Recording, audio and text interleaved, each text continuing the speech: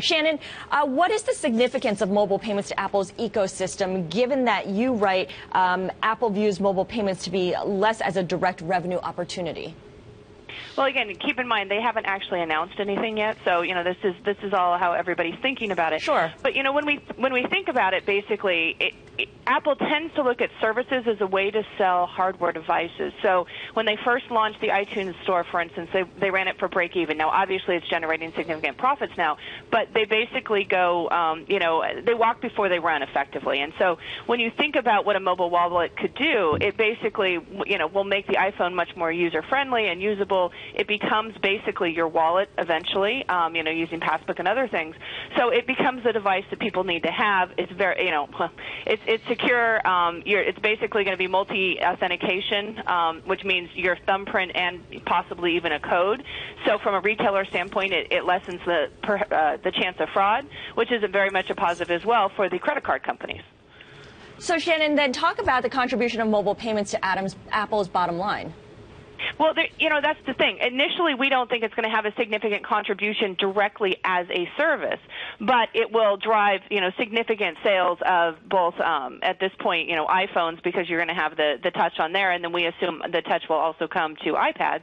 And so it becomes much easier for people to, buy things online, as well as if you've got your phone and you're in the store and the store is set up, then, you can buy things with one touch. It keeps people from walking away from the cash register, which is a positive for retailers, and which we think will drive retailers to adopt the technology. Shannon, in your excellent report at Cross Research, I note the following. You wrote this: Square is private and is reported to have a 34% gross margin. It also is unprofitable.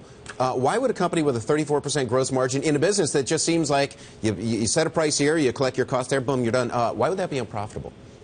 Well, because they've got to go out and they've got to expand the installed base, right? So they, marketing and R&D and all of the things that are associated with being a small growth company are what's, sucking in basically the profits. But, it shows that there's profitability within the business from a gross margin standpoint. And again, I think you'll get there for Apple.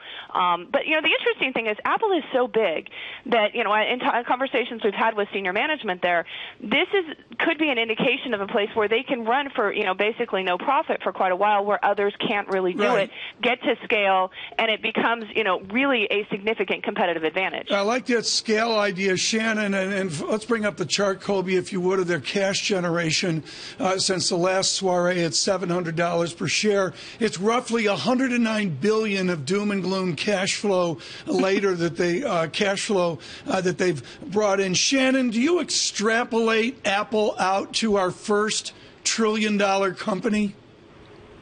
5 years out, 6 years out? Can you do that?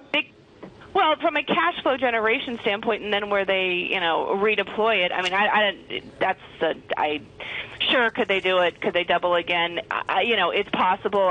Tell me where the market's going to be overall and where multiples will be. But, Apple is still only trading for our $115 price target on Apple basically only assumes a 12 multiple net of cash. So if you continue to generate cash and you give them some multiple expansion, eventually I suppose the valuation could get there. But again, it depends on, overall market conditions as well. Within this announcement, how big is the gun that Apple has pointed at the cell phone carriers' heads?